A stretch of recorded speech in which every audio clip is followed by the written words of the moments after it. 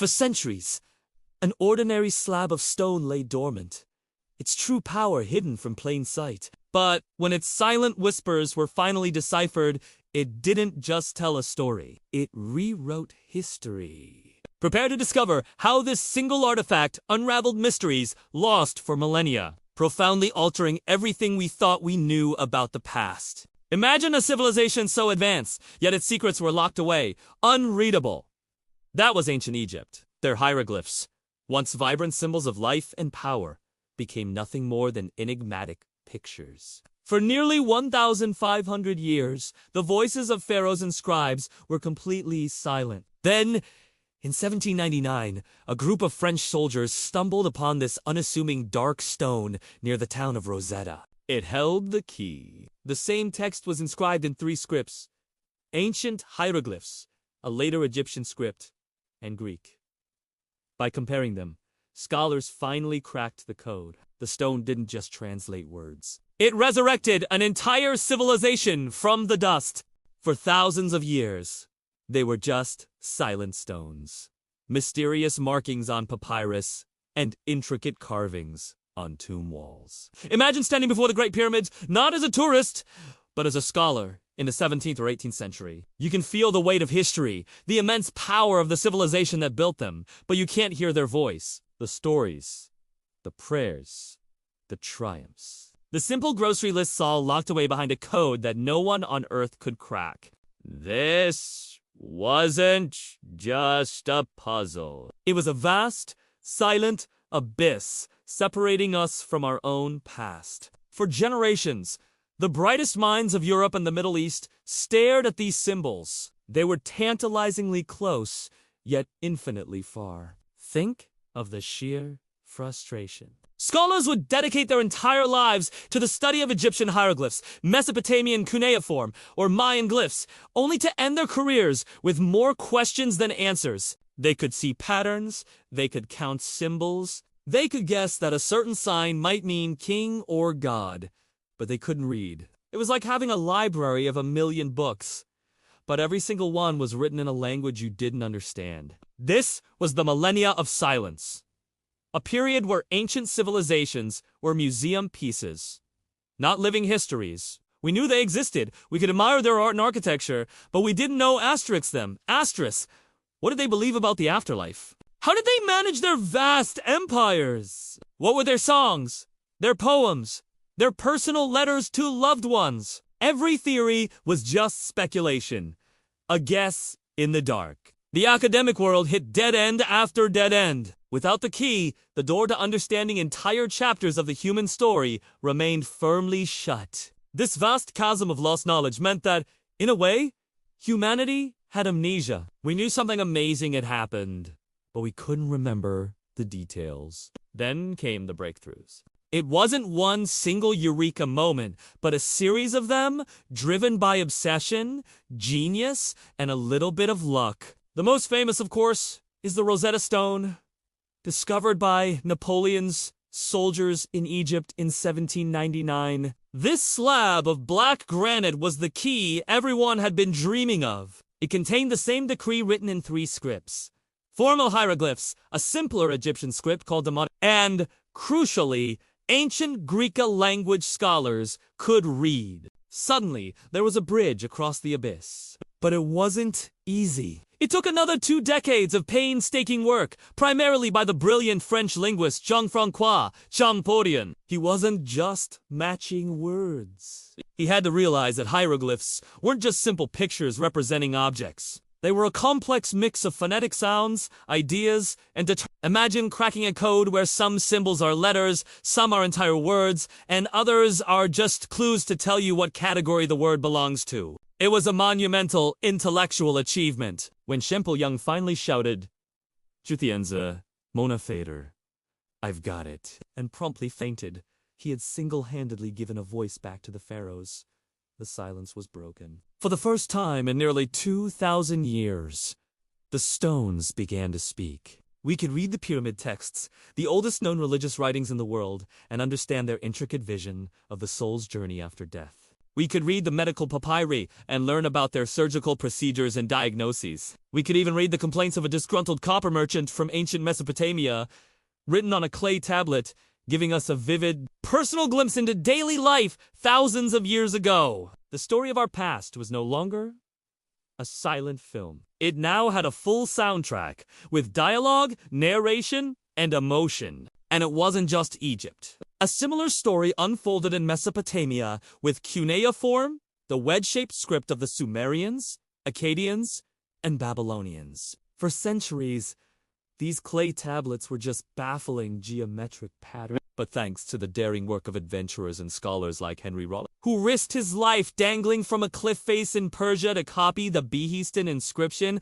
another multilingual text, this code was also broken. Suddenly, we had access to the Epic of Gilgamesh, one of humanity's first great works of literature, a story of friendship, mortality, and the search for meaning that resonates to this day. We could read the Code of Hammurabi and understand the legal and social structure of ancient Babylon. These weren't just kings and gods anymore. They were people with laws, literature, and complex societies. The silence that had shrouded the cradle of civilization was replaced by a chorus of voices telling their own stories in their own words. Further across the world, the story of the Maya civilization was also locked in silence. Their beautiful, complex glyphs were thought to be purely symbolic or for a long time.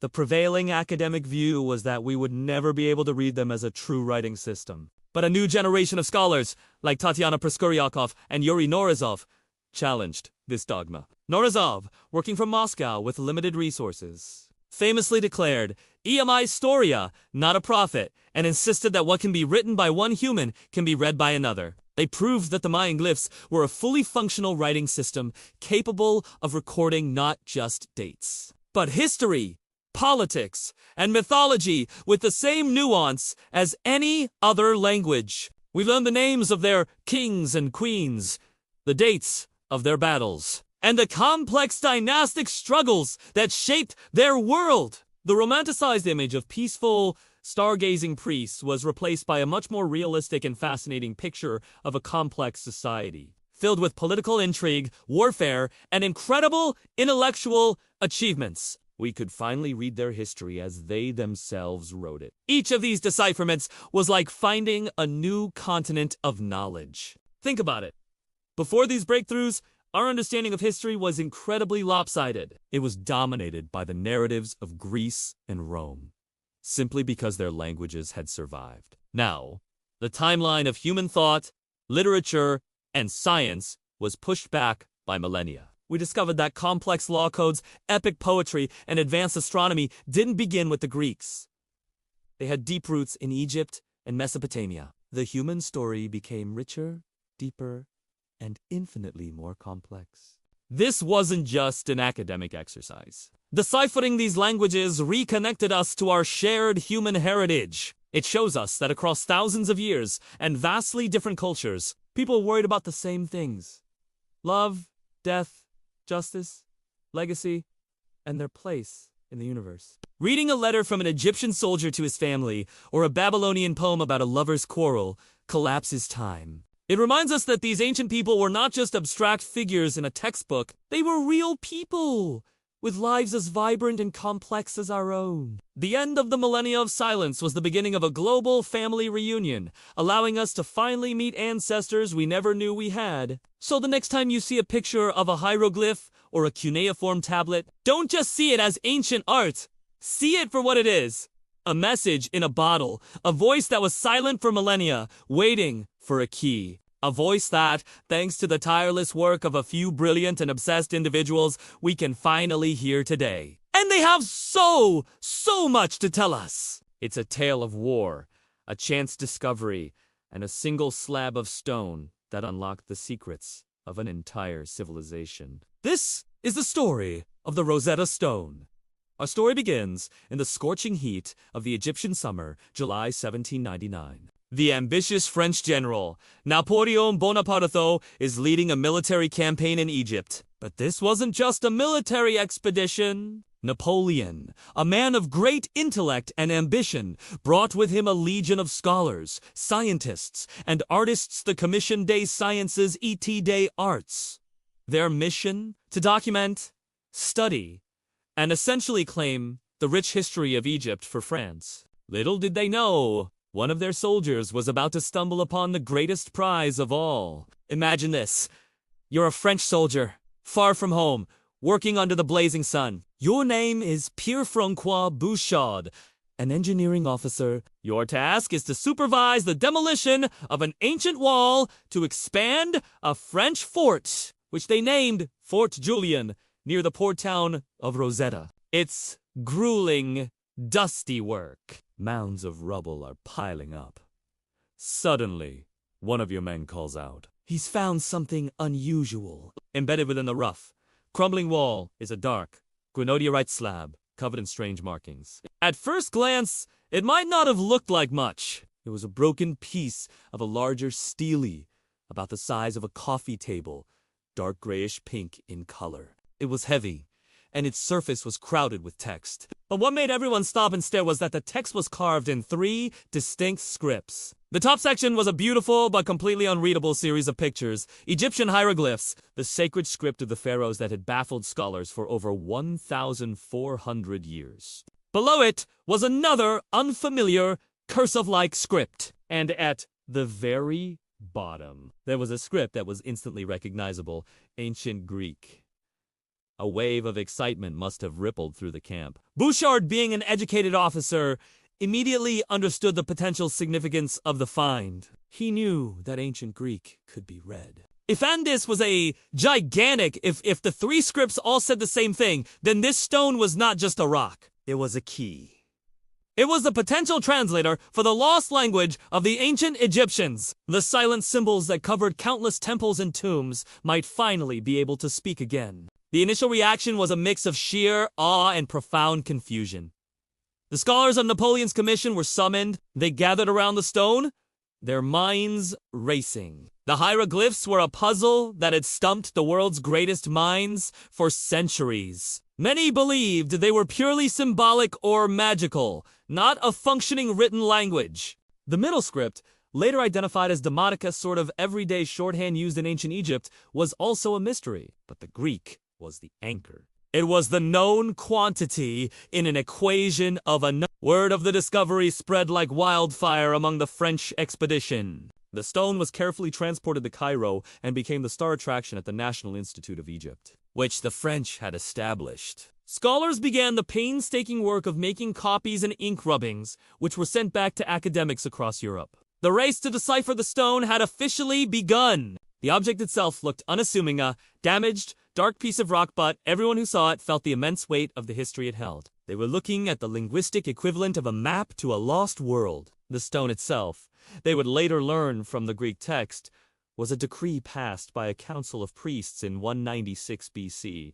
It was essentially a public relations document honoring the Egyptian pharaoh, Ptolemy V, on the first anniversary of his coronation. It listed all the good deeds the king had done for the temples and the people of Egypt. It wasn't a grand piece of literature or a pharaoh's epic tale. It was administrative, almost mundane, but its content was secondary to its form. The decree stated explicitly that the text was to be inscribed in the sacred script hieroglyphs, the document's script Demotic, and the language of the Greek rulers. This confirmation turned hope into certainty. It was a trilingual inscription, a parallel text. The journey from discovery to full decipherment would be a long and fiercely competitive one, involving brilliant minds like Thomas Young in England and, most famously, Jean-François Champollion in France. But it all started here, in the dust and chaos of a Napoleonic fort, with a soldier noticing an odd-looking block of stone. It's a powerful reminder that sometimes the greatest treasures aren't glittering gold, but forgotten knowledge, waiting for a chance discovery to bring it back into the light. The Rosetta Stone wasn't just found, it was a door to the past that was unexpectedly kicked open. That's the incredible story of how the Rosetta Stone was unearthed. A piece of luck in the midst of war that would change our understanding of history forever. What do you think is the most fascinating part of this discovery? Let me know down in the comments. Upbeat, mysterious music starts and fades into the background. Imagine walking through the ruins of an ancient civilization. Temples covered in intricate carvings, tombs filled with scrolls. But the stories they tell are silent. For centuries, This was the reality for ancient Egypt. A world of pharaohs, pyramids, and gods, all locked behind a wall of beautiful but incomprehensible symbols, hieroglyphs. It was a puzzle that stumped the greatest minds for over 1,000 years. But then, a single discovery changed everything, turning silent stones into storytellers. Today, we're unlocking the past to see how one stone tablet became the key to an entire civilization. For nearly 1,500 years after the last known hieroglyphic inscription, the knowledge to read them vanished. Scholars, treasure hunters, and travelers could only guess at their meaning. Were they magical spells? Secret codes? Simple decorations! The true voice of ancient Egypt was lost. Imagine studying Roman history without being able to read Latin, or Greek history without understanding Greek. That's the monumental challenge Egyptologists faced. They could see the magnificent temples, the golden masks, the mummified remains, but they couldn't understand the why. The heart and soul of the culture, its beliefs, its laws, its poetry, its personal letters, all were mute. Then came 1799. During Napoleon's campaign in Egypt, a French soldier near the town of Rosetta, stumbled upon a dark, broken slab of stone. It wasn't gold, it wasn't a statue, but it would prove to be more valuable than any treasure. This was the Rosetta Stone. What made it so special? It contained the same decree written in 3 different scripts. At the top, the mysterious hieroglyphs. In the middle, a script called Demotic, another form of ancient Egyptian writing. And at the bottom, crucially, was ancient Greek language scholars already knew well. This was the moment the world had been waiting for. The stone was a linguistic treasure map. The theory was simple. If all 3 texts said the same thing, then the known Greek could be used to decipher the unknown Egyptian scripts. But simple in theory is rarely simple in practice. The task was monumental. Many tried and failed, making small bits of progress, but never cracking the code entirely. The real breakthrough came from a brilliant young Frenchman named Jean-François Champollion. Champollion was a linguistic prodigy, obsessed with Egypt from a young age. He dedicated his life to this puzzle. He realized that hieroglyphs weren't just simple picture words or purely alphabetic letters. It was a complex, beautiful hybrid system. Some symbols represented sounds like letters in our alphabet. Others represented whole ideas or concepts. And some were determinatives used at the end of a word to clarify its meaning. For example, a word for a man might end with a symbol of a seated man. His key insight came when he studied the cartoucheous oval rings drawn around certain hieroglyphs. He hypothesized these cartouches contained the names of rulers. Using the Rosetta Stone and other inscriptions, he compared the Greek names Ptolemaios, Ptolemy, and Cleopatra, with the hieroglyphs inside the cartouche. By matching the sounds of the Greek names to the individual symbols, like P, T, L, O, he began to build a phonetic alphabet. It was like finding the first few letters in a game of hangman. Slowly, painstakingly, letter by letter, he unlocked the sounds of the ancient language. In 1822, he famously burst into his brother's office, Shuted do Jutians, Moaf Hader, Ibugio, and promptly fainted from exhaustion. The impact of Champollion's decipherment was immediate and profound. It was like a switch was flipped, and an entire civilization began to speak. Egyptology transformed overnight from a field of speculation into a true historical science. Texts that were once just mysterious patterns on a wall suddenly had meaning. Let's look at a few examples. Consider the Book of the Dead. Before decipherment, it was seen as a collection of magical spells and bizarre images. Afterward, we understood it was a vital guide for the deceased's journey into the afterlife. It contained spells to navigate challenges, passwords for divine gatekeepers, and affirmations to prove one's worthiness in the final judgment. It revealed the Egyptians' deep and complex beliefs about life, death, and immortality. It wasn't just magic. It was their spiritual roadmap. Or think about the walls of the Karnak Temple, covered in hieroglyphs.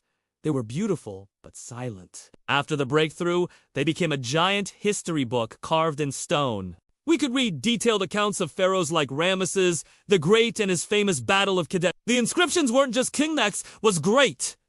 They were detailed military campaign diaries, listing conquered cities, spoils of war, and treaties signed with foreign powers. We could suddenly reconstruct timelines, understand geopolitical relationships, and hear the pharaoh's own propaganda in their own words. The decipherment also gave us a glimpse into the lives of ordinary Egyptians. We began translating papyri that contained not grand royal decrees, but everyday documents. We found marriage contracts detailing the rights and property of the wife. We read legal disputes over land ownership, complete with witness testimonies. We even found personal letters a soldier writing home to his family, a foreman complaining about his lazy work crew, a son asking his mother for more bread and beer. One fascinating text, known as the Satire of the Trades, was a piece of schoolboy literature. In it, a father encourages his son to become a scribe by describing how awful every other job is. The potter is covered in soil, the fisherman is more miserable than any other profession, and the sandal maker has hands that stink forever.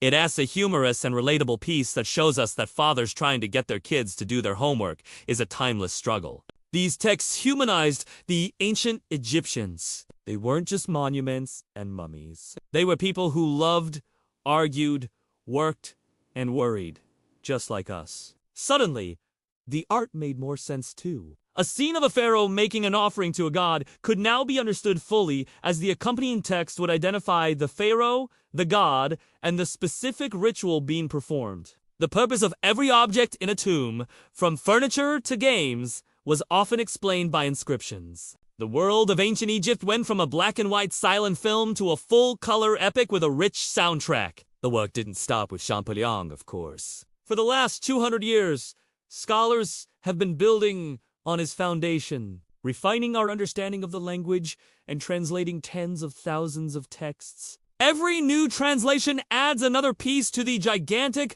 glorious puzzle of ancient Egypt. And it all started with one broken stone found by a soldier in the Nile Delta. The Rosetta Stone wasn't just a key. It was a master key that unlocked the voices of the past, allowing an entire civilization to tell its story in its own words. It's a powerful reminder that sometimes the greatest treasures are not made of gold, but of knowledge. Of course, I'm talking about the Rosetta Stone. Now, most of us know it as the key that unlocked ancient Egyptian hieroglyphs. It was a monumental achievement, allowing us to finally hear the voices of a civilization that had been silent for millennia. But what if I told you that was just the beginning of the story? The true legacy of the Rosetta Stone stretches far beyond the borders of Egyptology. And today, we're going to explore just how deep its impact really goes.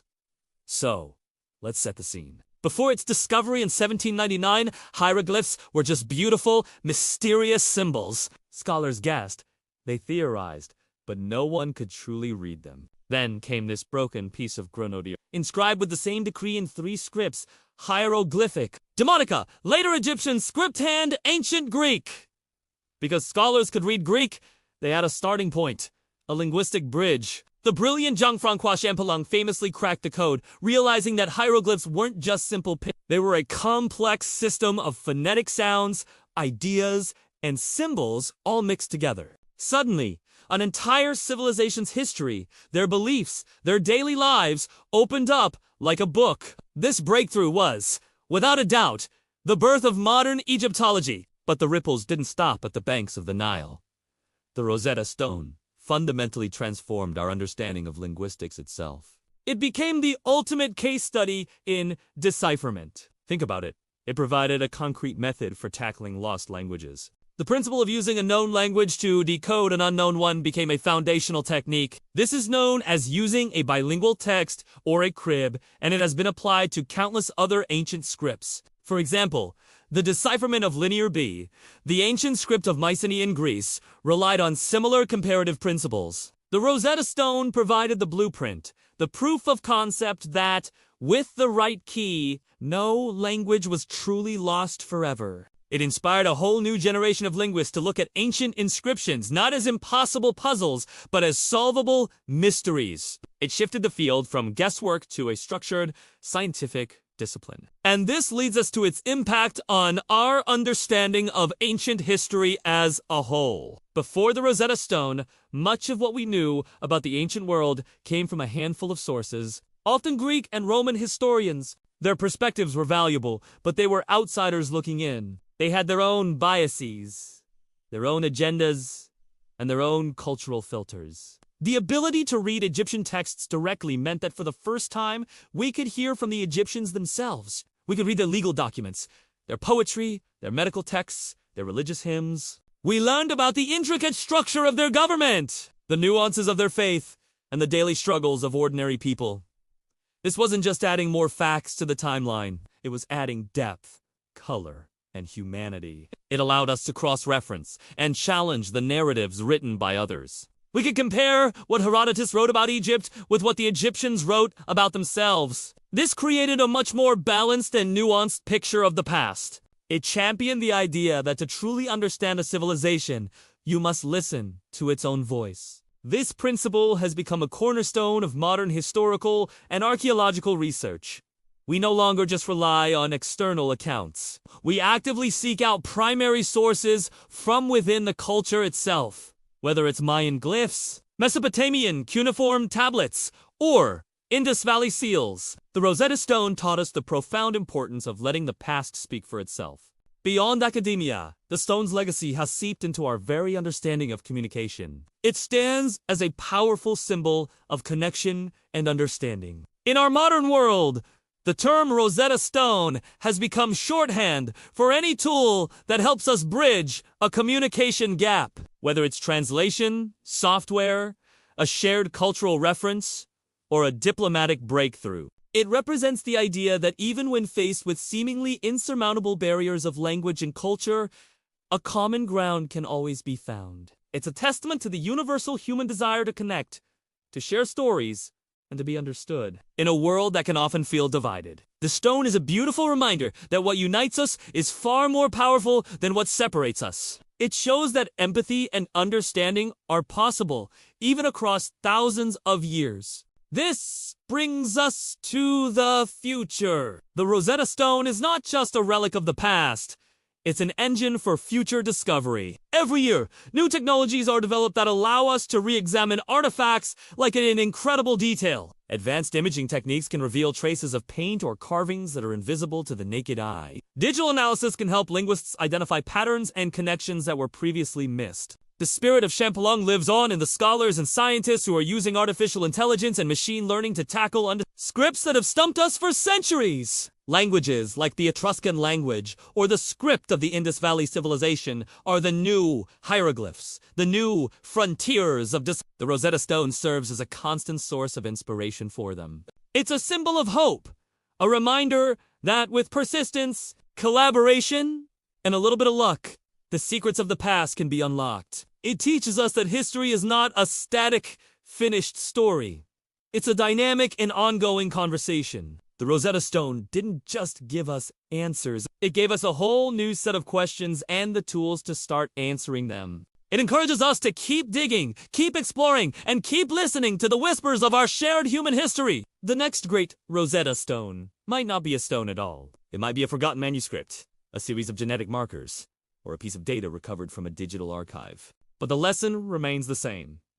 The quest for knowledge is endless, and the keys to understanding our past are often hidden in plain sight, just waiting for the right person to come along and see the connections. So, the next time you see a picture of the Rosetta Stone, remember that it's more than just a key to hieroglyphs. It's a symbol of linguistic science, a catalyst for historical reevaluation, a metaphor for human connection, and an inspiration for future generations. It is a testament to our relentless curiosity and our profound need to understand who we are and where we come from. Thank you so much for joining me on this deep dive today. I hope it gave you a new appreciation for this incredible artifact. If you enjoyed this video, please give it a thumbs up and consider subscribing for more journeys into our amazing past. Don't forget to hit that notification bell so you won't miss our next video. Until next time, stay curious.